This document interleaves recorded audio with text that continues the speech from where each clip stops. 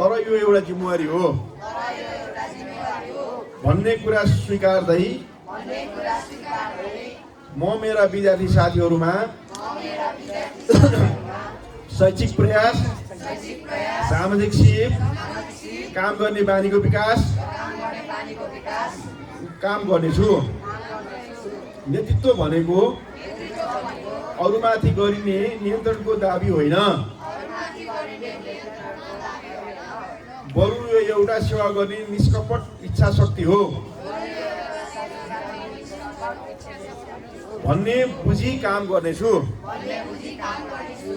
म मेरा विद्यार्थी साथीहरू शिक्षक शिक्षिकाहरूको विश्वास जितेर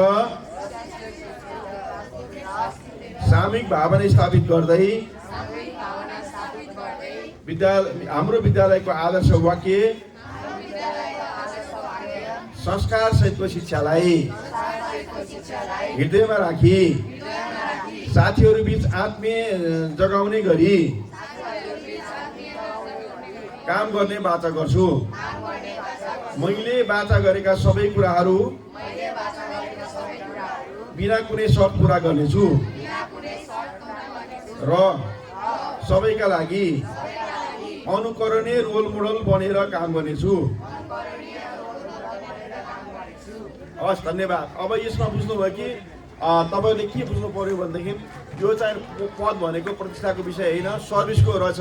सबैलाई सहकारी गरेर जसरी यो शपथ ग्रहणमा चाहिँ उ गर्नुभयो, शपथ लिनुभयो, तपाईँहरूले ओथ लिनुभयो, ओथमा जे भनिएको छ त्यही अनुसार चाहिँ यो दिनै पढेर मनन गरेर विद्यालय र अरू विद्यार्थी साथीहरूलाई सहयोग गर्नुहुन्छ भन्ने मैले पूर्ण विश्वास लिएको छु, मैले भरोसा लिएको छु।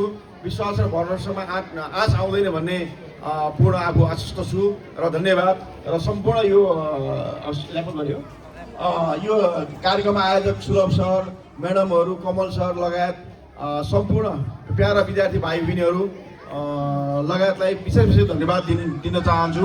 र आजको यो वर्ड सेरेमनीमा एकदम चाहिँ राम्रो मेहनतका साथ चाहिँ उ गर्नुभयो, प्रेफरेन्स देखाउनु भयो र घाम नभनिकन पानी नभनिकन सम्पूर्ण शिक्षक शिक्षिकाजीहरू चाहिँ उपस्थित भएर मोटिभेसन गरिदिनु भयो र यसका लागि म विशेष धन्यवाद दिन चाहन्छु।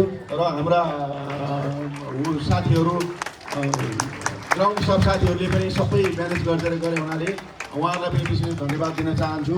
अब आगामी दिन अरू हामी थप कार्यक्रम गर्छौँ र हामी उच्च मनोबलका साथ उच्च मनोबलका साथ काम गर्छौँ। प्रबन्धनमा हामी बमबाजी गर्दैनौँ, ढाँट्दैनौँ, झुट बोल्दैनौँ, भएकै कुरा यथार्थ गर्छौँ।